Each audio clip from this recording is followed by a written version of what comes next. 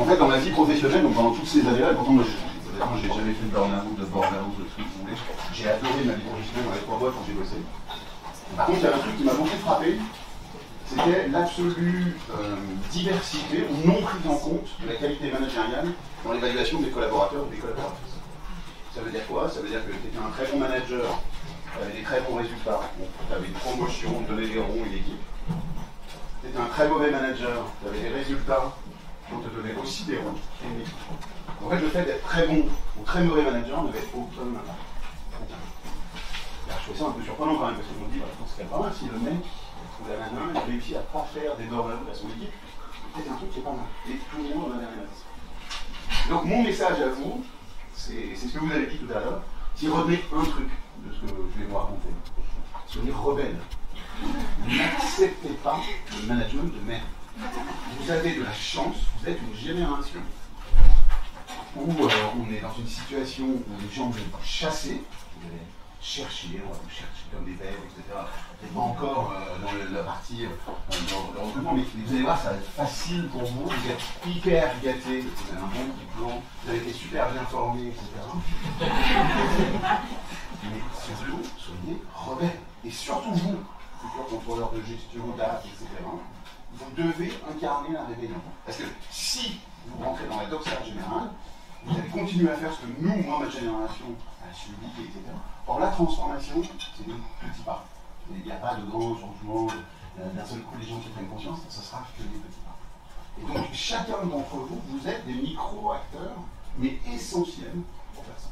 Vraiment, moi, j'aime bien dans les écoles d'ingénieurs, mais sincèrement, faites-le pas. Et alors, bousculez les cheveux blancs comme moi. Il faut accepter, changer, nous bousculer, pour que vous preniez votre part de responsabilité et que surtout, on fasse bouger la vie. Ok? Alors pourquoi je vous raconte ça? C'est parce qu'en fait, vos attentes sont assez différentes de celles que nous, on pouvait avoir en ma génération. Donc je vais essayer un peu de vous raconter un peu ça. Juste 2 mots, ça c'est la partie publicitaire. 2 mots sur le Great Place to Work. Donc nous, mon job, moi, c'est d'évaluer ce qu'on appelle l'expérience collaborateur. En gros, si vous êtes content, pas content. Nous, on le regarde sous un angle. C'est marrant, c'est à peu près l'angle qui est revenu sur tous les slides de la première, du premier atelier. En gros, c'est la confiance. Nous, on analyse, c'est pas la qualité de l'expérience collaborateur, on analyse le niveau de confiance ressenti par les collaborateurs ou les collaboratrices. Alors, pourquoi on a choisi la confiance? Pas parce que vous l'avez tous dit là dans votre atelier. Parce qu'en fait, académiquement, c'est ce que je peux plus prouver. Il y a plein d'études qui auraient que ça annule. Il y a quelques années, pendant le Covid, un jour, en Covid, même si c'est pas forcément thérapeutique, et il y a un jour, il y a une dame, une prof que vous connaissez peut-être, qui s'appelle Claudia Selic. Grande prof de la Sorbonne, quasiment nobélisable, parce qu'on m'a raconté. Je sais pas si c'est vrai. Mais en tout cas, qui a écrit un bouquin sur la qualité de vie au travail, assez récent, aux éditions Sciences Po. Et un bouquin, vous savez, c'est les vrais bouquins universitaires où il y a autant de bibliographies que de trucs écrits. C'est vrai. Et en fait, moi j'ai trouvé ça génial parce que tout ce qu'elle a raconté, c'était qu'une seule chose, c'était le modèle de la Great Place to Work sans jamais en parler.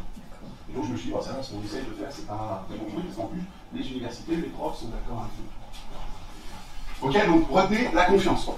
Nous, c'est ça notre business. Alors, où est-ce qu'on essaye de le faire? Dans le cadre de la RSE des organisations. Donc ça, là aussi, secouer les boîtes sur leurs responsabilités élargies. Et vous qui allez devenir PNL, essayez dans les chiffres.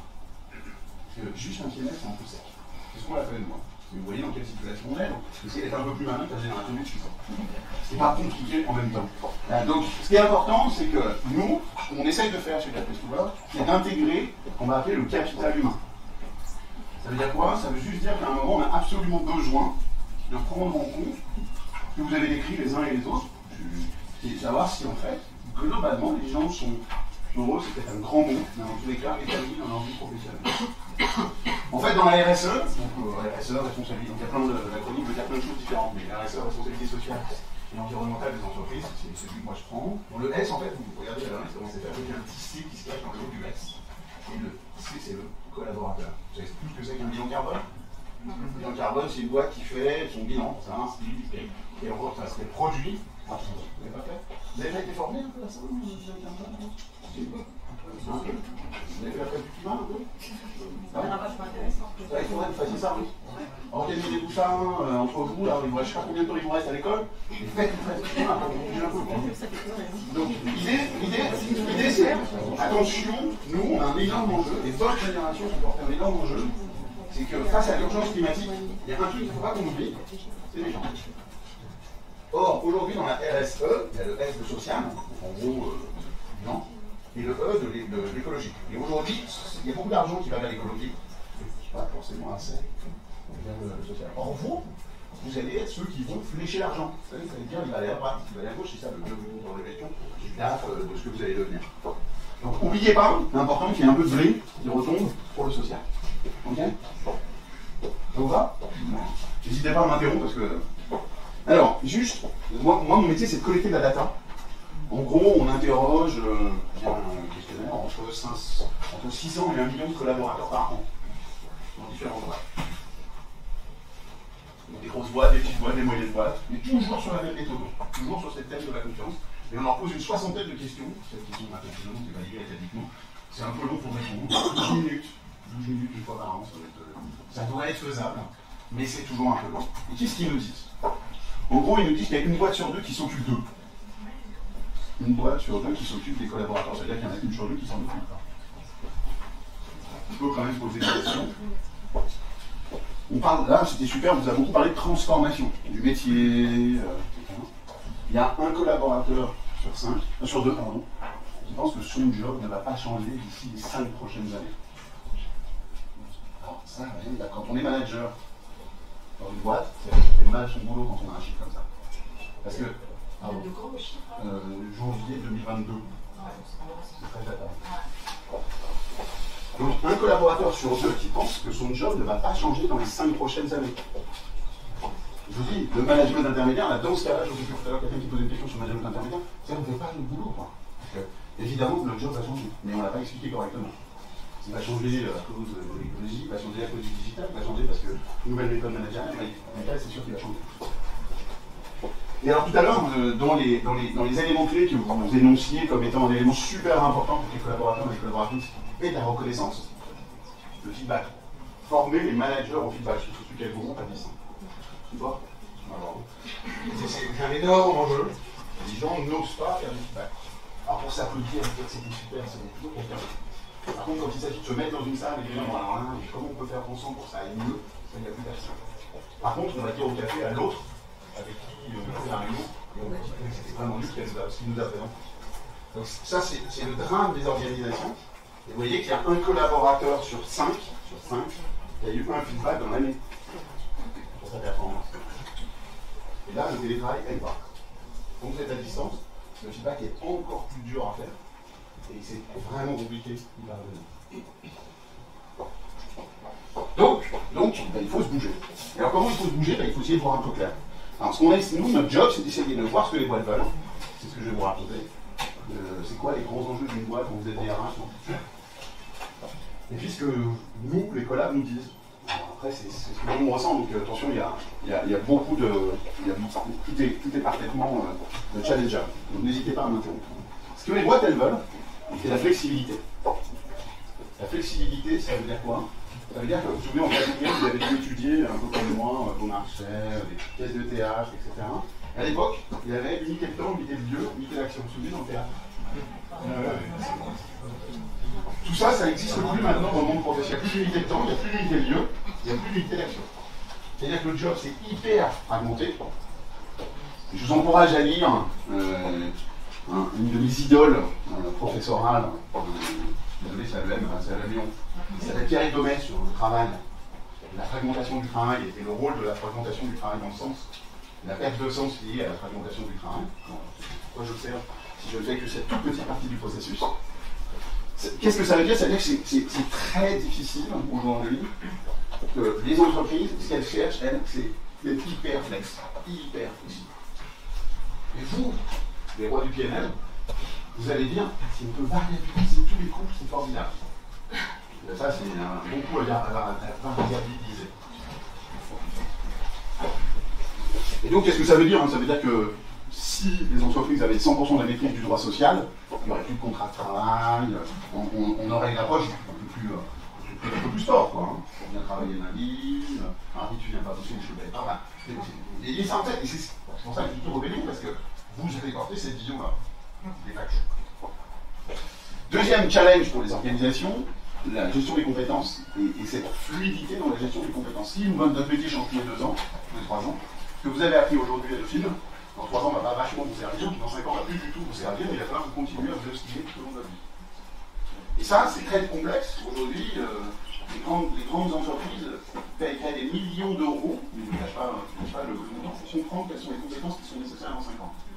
La seule chose, c'est qu'on ne sait pas, donc la seule chose qu'on essaie de faire, c'est d'avoir des compétences larges, de travailler un peu en se disant, on va apprendre à apprendre, vous savez, c'est ce qui est écrit, enfin, à mon époque, c'est ce qui est écrit dans le film, moi.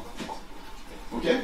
Donc, premier élément de transformation des boîtes, l'hyper-flexibilisation. Deuxième élément, une gestion complètement revue et renouvelée des compétences qu'en fait on ne sait pas. Dernier élément, l'interconnexion à la machine, entre nous et la machine, qui va, là aussi, je vous ai dit, il y a 30 ans, je m'en dessus. Il y a 25, je faisais mon stage de fin d'études chez L'Oréal. J'ai 25 ans chez L'Oréal, il n'y avait pas d'email. Je sais que je suis vieux, mais c'était il n'y a que 25 ans. Donc comment ça va être, vous, dans 10 ans? Ça va bien. Dans tous les cas, l'interconnexion machine, elle aura bien changé. Encore une fois, c'est pas un truc complètement dingue. Et ça a pas mal changé la façon qu'on a négocié. Ça, c'est ce que nous, on voit, ce que les DRH nous disent, côté entreprise.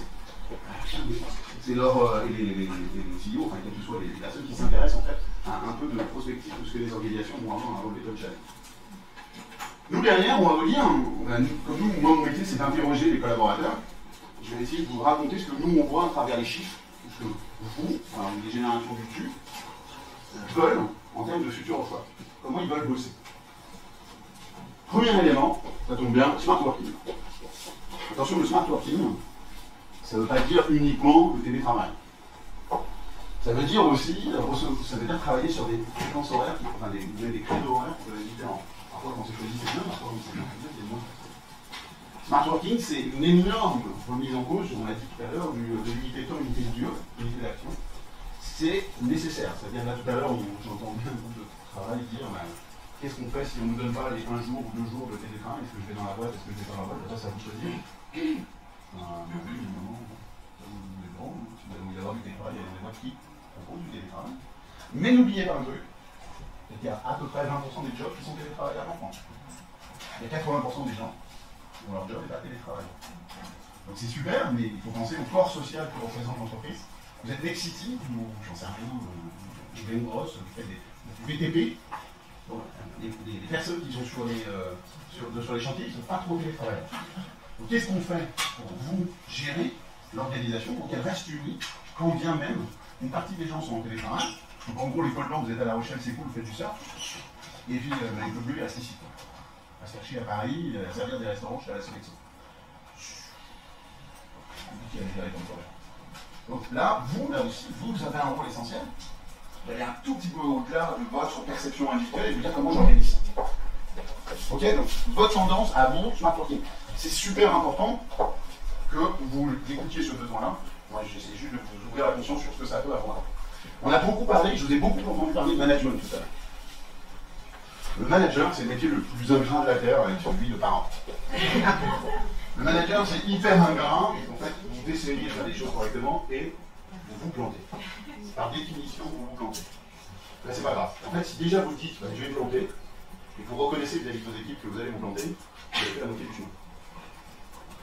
Donc, qu'est-ce que ça veut dire? Ça veut dire que votre attente, et ça a été très bien dit tout à l'heure là aussi par vous, votre attente, c'est plus d'avoir un manager qui vous explique ce que vous avez à faire. C'est un manager qui rend possible ce que vous souhaitez et ce que vous pouvez réaliser par votre talent. Vous avez du talent, toutes et tous. Il faut le rendre possible. Et donc, c'est encore plus important, vous devez vous réveiller si vous avez un manager qui vient et qui vous dit alors, là cette semaine, tu vas travailler ça, et vendredi ça va être terminé. Alors peut-être au début, vous ne comprenez rien. Vous pouvez accepter ça 2 jours. Vous n'acceptez pas trop. Vous n'avez pas des esclaves, vous avez des cervelles, vous êtes intelligent. A priori, il vous a pris parce que vous êtes intelligent. Donc, dites-le. Enfin, soyez, encore une fois, le manager, il n'est pas au-dessus de vous. Il est au-dessus de vous dans la hiérarchie. Enfin, je suis désolé d'être un peu trivial, mais il est comme tout le monde. Quand il va aux toilettes, il est comme vous. Hein. Donc, soyez juste assez cool et sincèrement, n'acceptez pas un management qui ne soit pas celui qui vous met en équilibre. En tous les cas, moi, ce que je peux vous dire, c'est que les gens aujourd'hui, les jeunes qu'on interroge, c'est ce qu'ils veulent. Ils veulent plus du tout un manager qui va les infantiliser. Ils veulent plus du tout un manager qui va leur faire leur positif. Ils veulent juste quelqu'un qui est connu, hein, je pense que ce soit cette personne, qui vient les aider. Moi, quand on me demande de définir mon job, je dis je suis le vide ordure. Voilà, c'est d'être le vide ordure. Je suis la poubelle. Et pourquoi je suis la poubelle? Parce qu'en fait, quand ça marche bien mais qu'ils le fassent tout seul, ils n'ont pas besoin de moi. Par contre, quand ils sont dans la panade, c'est à l'âme, le manager le fait un truc. Ok? Juste une question. Bien sûr. Par rapport à l'exemple que tu donnes sur le délai, fait ça pour vendredi. Hier, aujourd'hui et demain, le client, lui, va attendre un livrable dans un certain délai. Est-ce que la façon de comprendre ce que tu dis, ce serait pas finalement, on n'a pas besoin que le chef le rappelle, que nous-mêmes? Je pense que le client savoir pourquoi il faut rendre. C'est un super bon plan. Si tu lui as expliqué pourquoi il avait cette tâche à faire, le délai, il va venir avec. En fait, le délai, il va venir avec. Et en fait, le risque souvent du manager, c'est qu'il dise, problème de confiance, je vais devoir contrôler ce qui a été fait. Donc je me prends une marge d'erreur de 3-4 jours pour contrôler. Et puis pour refaire, pour itérer, etc. Faites confiance, quoi. Et puis, il faut que votre équipe, elle se pète la gueule. Parce que si elle ne se casse pas la figure, il n'y a aucune chance que ça marche. Encore une fois, c'est l'exemple de Carla, c'était très bien. C'est exactement ça. Il faut juste que les gens qui sont près des clients puissent utiliser ce qu'ils ont envie de faire. C'est eux qui savent. Pas le mec qui est dans son bureau. Hein. Donc, encore une fois, c'est de la. Moi, j'ai l'impression que c'est du bon sens, hein, mais c'est de la proximité. Et là, vous avez un rôle, encore à nouveau, et je suis désolé, je ne vais pas vous remettre le singe sur les épaules, mais en tant que futur patron du PNL, vous allez résumer ça souvent à un chiffre. C'est dangereux. N'oubliez pas le business partner que vous devez être, et dont on parlait à la dernière fois. Allez voir le terrain, ce qui se passe, la réalité. Parce que le résumer sur un seul chiffre, même en rendant le chiffre plus intelligent, en intégrant des éléments extra-financiers, etc. Attention, ne restez pas fermé dans votre bureau. Restez pas fermé dans votre bureau. Donc le PNL, il est à zéro, mais le business, il est à touche. Donc allez voir. Donc il faut être humble, managérialement, on ne sait pas. Mais pour moi, le vecteur clé, c'est le droit à l'erreur. Tentez. Cassez-vous la gueule. Cassez-vous la gueule. Personne, je pense qu'il n'y a aucun d'entre vous, s'est fait castagner par ses parents quand il apprenait à marcher. Personne ne peut se casser la figure. C'est pareil dans les boîtes. Je suis désolé pour cette image un peu pourrie, mais au moins ça mérite d'être là. Personne, aucun parent ne met un coup de pied au derrière sur sa fille pour qu'elle apprenne à marcher parce qu'elle se casse la figure. C'est la même chose dans les bases. Vous découvrez le monde de l'entreprise, il faut y aller step by step. Et donc se casser la figure. Le rôle du manager, c'est pour secourir, c'est, je sais pas, un maître nageur, un sauveteur en mer, parce que vous voulez comme image. Dans tous les cas, certainement pas quelqu'un qui va taper sur les doigts en plus. Et donc c'est ça ce que vous êtes en droit d'attendre. Et donc, quand vous rentrez dans une boîte, vous demandez moi je vous dirais, très personnel, quand vous choisirez une boîte, c'est quoi le rapport au droit à l'erreur dans l'organisation? C'est quoi le rapport au droit à l'erreur dans l'organisation? Vous allez voir, ça dit pas mal la culture managériale d'une boîte. Le premier truc que les gens veulent, que les collaborateurs veulent, du smart working. Deuxièmement, un leadership un peu différent de celui auquel on a, moi, ma génération, que les actuels étaient habitués. Troisième élément, je suis désolé pour mon anglicisme, mais c'est l'inclusion. Qu'est-ce que c'est que l'inclusion? Le fort rôle, c'est pas un concept, faire de balles, etc. C'est juste en fait que chacun, chacune, quel que soit son alors, tout ce qui est visible, toute sa diversité, quelle qu'elle soit, cognitive, la même et puisse la porter et la poser sur la table. En gros, personne n'a une chaise plus grande que l'autre, personne n'a une chaise plus haute que l'autre. Après, il y a des gens dont leur job, ils ont payé plus cher, prendre des responsabilités et assumer les erreurs. Oui, c'est tout. Donc, là aussi, soyez intraitables là-dessus. Soyez intraitables sur l'équité femmes-hommes. Enfin, moi, j'ai parfois des sociétés là qui me disent, bah ouais, pourtant nous, ça y est, on a résolu le problème, mais pourtant, j'ai dit comme ça. Et je leur regarde, vous avez rien fait. Mais vous n'avez rien fait de bien. Vous avez rien fait de bien. Donc maintenant, on va se travailler sur comment les femmes, quel autre groupe, se sentent, et elles se sentent parfaitement, aussi aussi de s'exprimer n'importe quoi, de la tête comme n'importe quel job. Encore une fois, vous n'avez rien fait de bien, n'importe. Vous avez les yeux, quoi. Donc, troisième élément, fort rôle. Et quatrième, qui est le plus dur, le sens. C'est hyper difficile. Et là, je pense que vous avez intuité pour moi la solution. Vous avez beaucoup parlé du management intermédiaire. Tout à l'heure, on disait qu'ils ne sont pas du management intermédiaire qui vous parle. On peut démontrer où est la sortie, c'est pas grave. On est des grands garçons, des grands filles, on peut ne plus être d'accord, c'est la vie des entreprises. Mais par contre, le rôle du management intermédiaire, c'est que c'est un acteur de sens essentiel. Vous avez fait tous les stages? Vous en avez fait un peu du budget quand vous étiez en stage? Parce que parfois, vous avez bossé 3 semaines sur une hypothèse budgétaire qui, au final, s'est retrouvée non retenue. Vous avez jamais arrivé, moi ça m'arrive un peu près à chaque vitesse. Cette année, plus les élections budgétaires, c'est du boulot, on passe des heures et des heures carrées à faire des tableaux et des hypothèses, et puis à la fin, ça marche pas. Et donc finalement, le patron du chef ou la grande chef a décidé de changer de tarif. Le manager, votre manager de proximité, c'est celui qui peut faire que ce moment épouvantable où on vous dit on arrête tout, en fait il est utile, ou il a été utile, ou au contraire, bon, allez, on oublie ce qu'on a fait, on vous jette à la poubelle notre force de travail et on remet sur le recommence. Donc vous allez très vite devenir un manager, vous serez un acteur de sens essentiel, vital, pour que au quotidien, acteur de sens, c'est pas forcément planter des arbres, sauver la planète, il n'y a pas que ça, quoi. Vous n'allez pas tout laisser dans des boîtes comme ça. Et qui plus est, pour ceux d'entre vous qui ont bossé dans le SS, il y en a qui ont le SS un peu poitiers, et de vie sociale et solidaire, pour ça. Normalement, mais dans le SS, pas forcément des organisations qui sont exemplaires managérialement. Il y a quelques bouquins là-dessus, si ça vous intéresse. Donc, tout ça pour vous dire quoi? Pour vous dire que les collaborateurs aujourd'hui, ce qu'ils veulent, c'est ces 4 grandes tendances. Je ne sais pas s'il y en a d'autres que vous voyez, d'ailleurs je serais assez intéressé par votre avis. Nous, c'est ça qu'on voit dans nos data, ces 4 grandes tendances. Ça veut dire quoi? Ça veut dire que derrière, il faut s'y adapter, et que vous, tous et toutes, en tant qu'individus, vous devez les faire respecter. En tous les cas, les faire valoir dans votre organisation. Et en fait, avec ça, vous résolvez la question initiale, c'est quoi la qualité de vie au travail? Parce qu'en fait, la qualité de vie au travail, c'est juste que vos besoins soient pris en compte.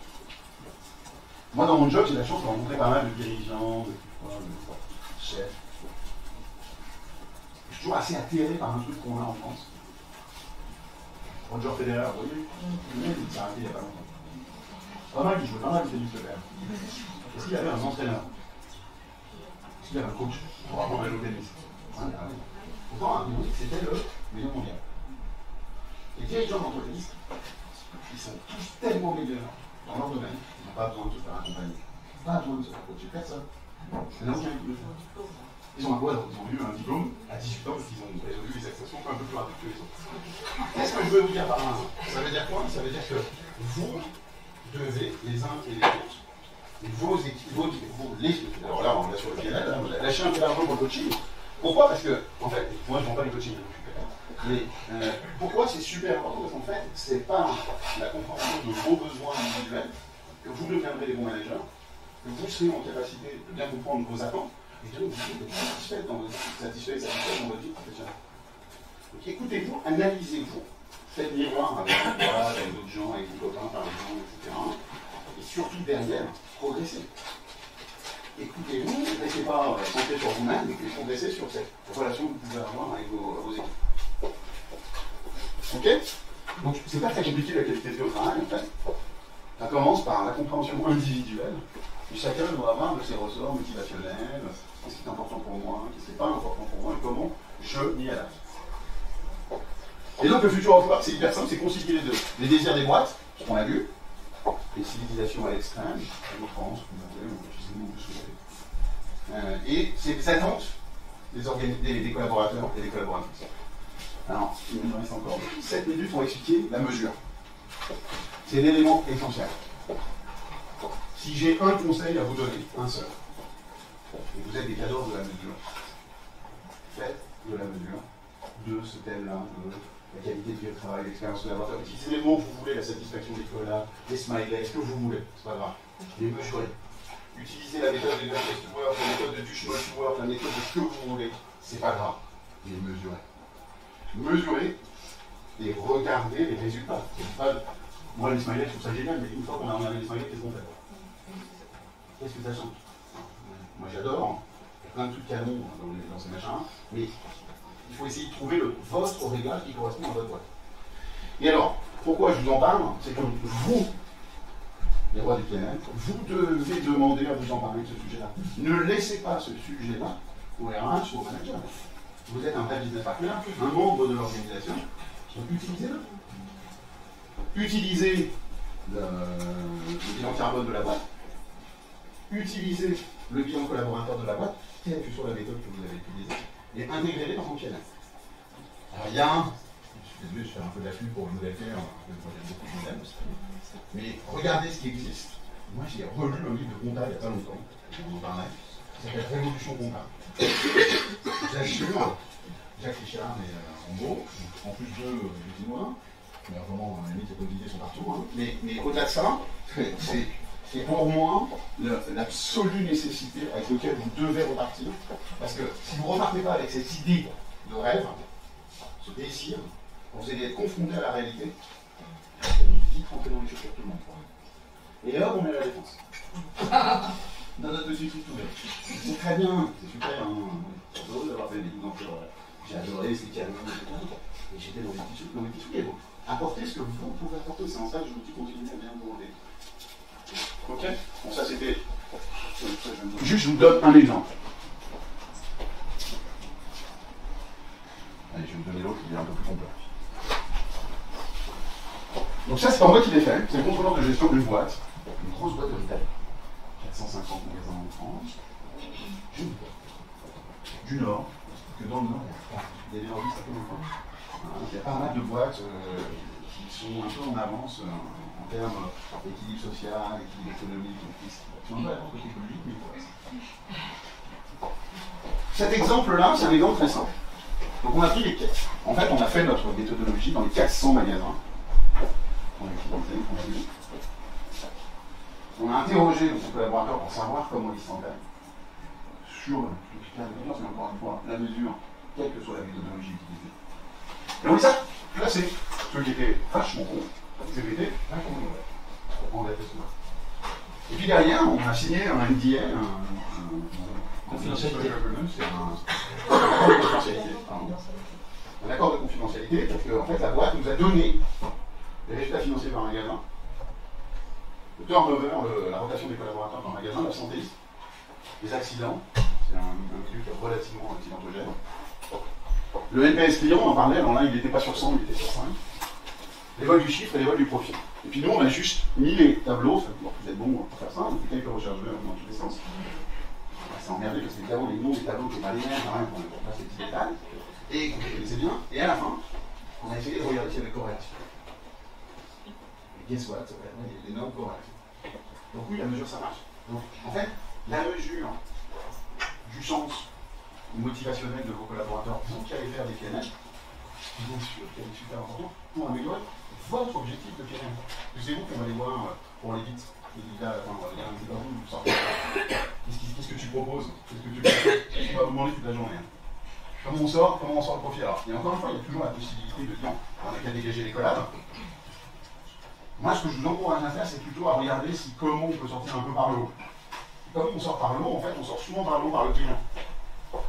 Si le client il est content, en général, il flatte du pèse, et donc vous, ça vous permet. Après, il y a une autre question, c'est sur la croissance, mais c'est un autre débat qu'on pourra faire une autre fois. Mais en tous les cas, aujourd'hui, vous qui allez tenir le PNL, je vous en supplie, soyez responsables de ce qui se passe en termes de qualité de vie au travail, quel que soit le type de mesure, et intégrez aussi un petit coup de responsabilité écologique. Obligez vos boîtes à faire des bilans carbone et à suivre les actions. Une fois par an, on n'est pas besoin de faire tous les jours. Hein. Pareil pour le truc, c'est que je vends, mais pourquoi? Parce que ça me semble plus logique, parce que faire des smileys toute la journée, on a tous des smileys toute la journée, c'est notamment pour ça. Maintenant, on l'a fait tous les jours, mais ça va pas plus. En fait, on n'a pas d'action. Ce qui est intéressant, c'est pas la mesure, c'est la mesure. Ouais. Et 29, j'ai terminé.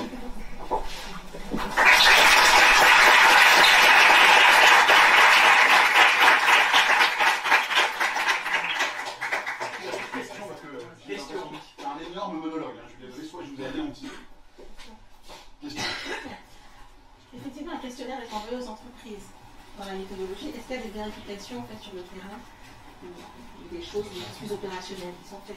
Non, parce que nous, on ne l'envoie pas aux entreprises, on l'envoie aux collaborateurs. En fait, c'est de l'écolage. Moi, je certifie. Alors là, c'est la méthode de la Plessoir. Tout à l'heure, je t'entendais dire, c'est la Plessoir qui certifie, moi, je certifie rien du tout. C'est les collaborateurs qui disent. C'est-à-dire que tu envoies, il y a 1000 collaborateurs dans la boîte, tu envoies le truc aux 1000 collaborateurs, ils répondent, et s'ils répondent positivement, et donc moi je m'assure qu'ils ont répondu de manière anonyme, de manière positive, sans être sous pression, et c'est eux qui disent, mais en fait, la boîte elle est bien. C'est pas moi qui le dis. Moi je le dis pas. Moi je suis le tiers de confiance qui permet que les collaborateurs le disent. Ça c'est gratuit. C'est la suite de la campagne publicitaire. Est-ce que vous avez d'autres questions, ou là vous n'en pouvez plus, vous avez tous envie d'écouter un morceau? Vas-y. On parle des attentes des salariés comme si vous avez tous les mêmes attentes. Et au contraire, en général, voilà, c'est que le manager doit faire avec justement des salariés qui ne pas les mêmes attentes. Et comment on fait pour concilier à la fois les attentes de l'employeur et puis du coup la multiplicité des attentes.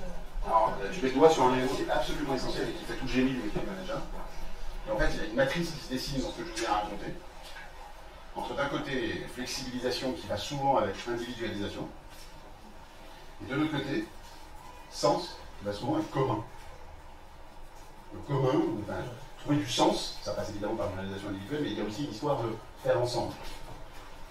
Et en fait, ce qui est compliqué pour les organisations, c'est de trouver des actions qui vont à la fois nourrir flexibilisation, individualisation, attente individuelle. Donc là, je vous ai beaucoup entendu parler de co-travail, tout ce qui est co-co-co, tout ce que vous voulez, qui va faire, en fait, on fait ensemble. Donc ça va là-haut. Et en même temps, ça peut être acteur de sens. Et donc, en fait, c'est dans ce carnet magique, là-haut, que vous trouverez des actions managériales qui vont faire rimer sens d'un côté, individualisation, sens, pardon, là, et flexibilisation individuelle.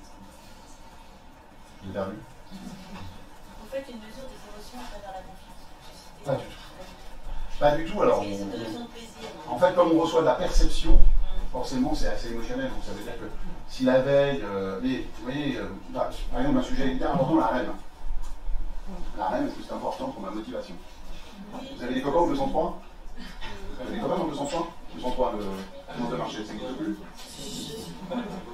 Vous allez les voir, vous allez surtout les voir dans 5 ans, et vous allez leur poser la question de leur avis.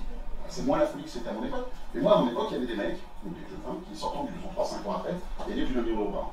Ils recevaient 800, 900, 300, 1 million d'euros de bonus, ils étaient partis à 1 million d'euros de bonus. Je leur pose la question de leur rêve. Est-ce que t'es content? Ah non. Mais non, parce que je gagne pas de thunes, mais le mec à côté de moi, il en gagne moins que moi. Il en gagne plus. Et puis en plus, ma valeur n'est pas assez reconnue par la boîte. Donc en fait, l'histoire de rémunération, c'est pas du tout une histoire de factuel, c'est une histoire de perception. Et nous, ce qu'on vient mesurer, c'est la perception. Je ne dis pas de faire le 100 points. Je dis juste que je prends cet exemple-là, parce qu'en fait, il y a des gens à qui on a donné des rémunérations aussi. Excusez-moi, je vais dire c'est ma perception, de la journée. Mais en tous les cas, ils sont pas contents, on a l'impression d'être très bien payés. En fait, on va mesurer nous, la perception d'une forme d'équité de rémunération. Est-ce qu'il y a des questions? Vas-y. Comment vous favorisiez, vous engageriez au mieux l'initiative personnelle des gens? C'est-à-dire que Droit à l'erreur. est-ce que c'est suffisant? Est-ce que, même sur la droit à l'erreur, il faut féliciter à chaque fois l'administration? Ah ouais, à fond. Et moi, je vais te donner un truc, par exemple, que je déteste, c'est la feuille de poste. Tiens, il y a un collab dans ma boîte. Je m'adapte aussi aux gens. Bon, les deux sont gérés à la boîte. Et elle est là, elle est très différente. Très différente, elle est bien organisée, structurée, dans le détail, etc. Souvent un peu moins. Et donc, elle a dit, mais Julien, il faut qu'on ait des fiches de poste. Donc, on fait des fiches de poste. Et moi, je leur dis, c'est tout. Vous dépassez la fiche de poste. La fiche de poste, c'est super. Et soyez curieux, allez voir ce qui se passe à l'extérieur. Il faut ranger sa chambre d'abord. Tu commences par ranger ta clé haut. La première année, tu essaies de comprendre un peu ta fiche de poste. Ça ne sert à rien de te coller non plus une façon de malade. Non. Je me concentre sur la première année, j'essaie de comprendre un peu ce que je fais, moi. Après, je vais voir ce qui se passe. C'est pour ça que je vous ai dit, la RSE, c'est votre responsabilité, même si dans votre PME, il n'y a pas une ligne sur la RSE, essayez d'aller comprendre ce que fait le patron de la RSE, ce que fait le patron des ressources humaines, c'est là où vous êtes business partner. En sortant de votre fiche de poste. J'en ai posé une question. Encore une question. En fait, en tant que dirigeant, comment on favorise l'initiative personnelle et pas de notre côté? C'est vraiment en la rewardant dans un carré, en la mettant en avant, on fait.